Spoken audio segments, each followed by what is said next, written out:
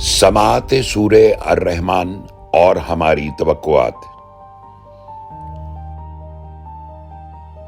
ارشاد باری تعالیٰ ہے، ہم نے یہ قرآن اس لیے نازل فرمایا کہ یہ رحمت ہے، شفا ہے مومنین کے لیے، اور ظالموں کے حق میں اس سے نقصان ہی بڑھتا ہے۔ حضرت عبداللہ بن مسعود رضی اللہ عنہ نے بیان کیا کہ مجھ سے رسول اللہ صلی اللہ علیہ وسلم نے فرمایا کہ مجھے قرآن مجید پڑھ کر سناؤ۔ میں نے عرض کیا، کیا میں سناؤں؟ آپ پر تو قرآن مجید نازل ہوتا ہے۔ نبی کریم صلی اللہ علیہ وسلم نے فرمایا کہ میں کسی سے سننا محبوب رکھتا ہوں۔ ہر خیر کی بنیاد حسن استماع ہے، یعنی اچھی طرح سننا۔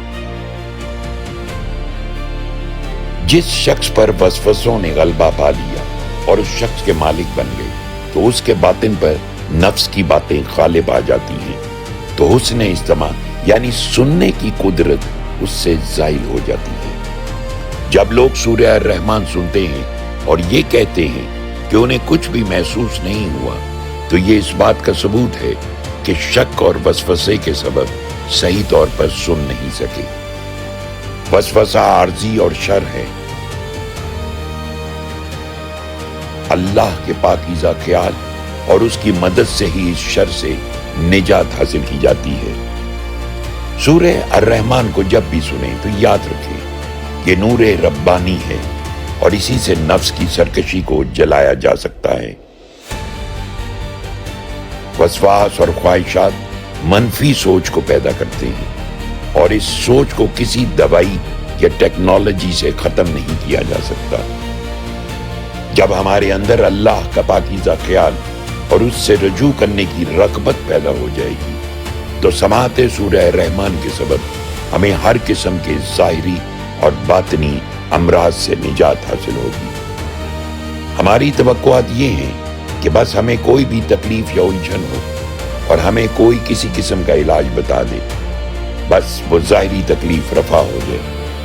اسی خیال سے جب ہم نے سورہ الرحمن سنی اور 7 دن گزر گئے تو ہم نے منہ سے یہ بات نکالی کہ کچھ بھی نہیں ہوا۔ سوال یہ ہے کہ دوائی کھانے کے فوراً بعد بھی شفا نہیں ملتی، جبکہ دوائی جسم کے لیے ہوتی ہے، جبکہ بیماری اور تکلیف کا تعلق سوچ سے ہے جس کے لیے کوئی دوائی نہیں۔ منفی سوچ کا پھیلاؤ نفس کی شرارت کی وجہ سے ہے، اور اس سرکشی کو صرف قرآن پاک کا نور ہی ختم کرتا ہے۔ بیماری تو بہت چھوٹی چیز ہے، اصل میں تو سوچ کا علاج کرنا ہے۔ دنیا کی محبت ہمیں بربادی کی طرف لے جاتی ہے، جبکہ قرآن پاک کا نور ہمارے باطن کو روشن کر کے ہمیں اللہ کے قریب کر دیتا ہے، جس سے ہماری الجھنیں، مصائب اور تکالیف ختم ہو جاتی ہیں۔